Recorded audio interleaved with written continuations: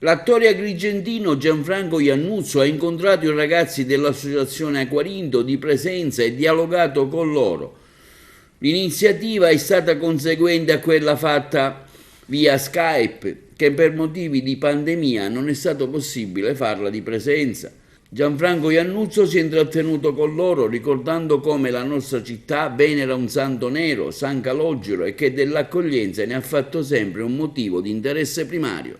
Intanto la cosa straordinaria secondo me sono questi concittadini nostri giurgentani che si occupano dell'accoglienza, della formazione vera e propria, perché mi hanno fatto anche vedere che li mettono in condizioni di sapere o imparare un mestiere e poi di essere addirittura candidabili per essere assunti in regola e tutto. Quindi a me integrazione è sempre stata una parola che non mi è mai piaciuta molto, però sono parte integrante della nostra comunità e facevo la considerazione che facciamo sempre noi agrigentini con un po' di compiacimento, che noi non abbiamo mai fatto una distinzione sulla base della pelle, delle religioni. Ad Agrigento c'erano sinagoghe, moschee e chiese, quindi convivevano musulmani, ebrei e cristiani da sempre, quindi voglio dire ce l'abbiamo nel DNA.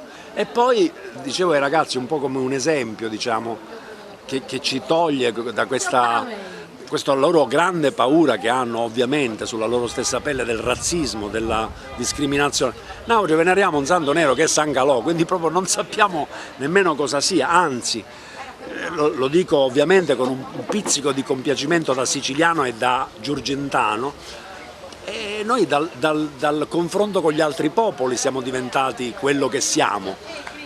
Direi nel bene e nel male, ma io trovo solo bene, perché dal confronto con gli altri tutte queste culture che ci sono man mano succedute in Sicilia hanno fatto di noi la gente meravigliosamente complicata che siamo, perché siamo un poco arabi, un poco greci, un poco latini, un poco romani, un poco turchi, un poco saraceni. Questi meravigliosi bastardi che siamo la cosa più bella del mondo secondo me. Tutto qua.